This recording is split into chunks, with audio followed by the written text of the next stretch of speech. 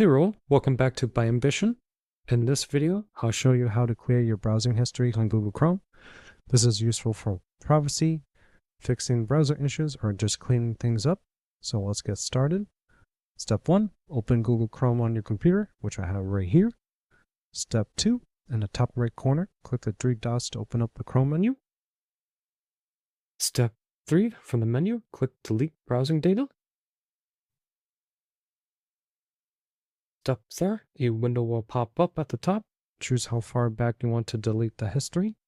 We got the last 15 minutes, the last hour, last 24 hours, all time, and there's a more option that is last 7 days and last 4 weeks. In this video, we're going to delete all time.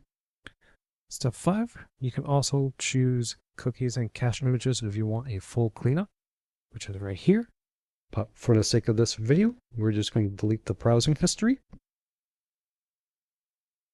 Step 6, click delete from this device.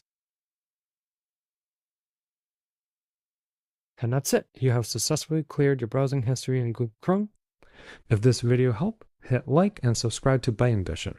And I'll see you in the next video.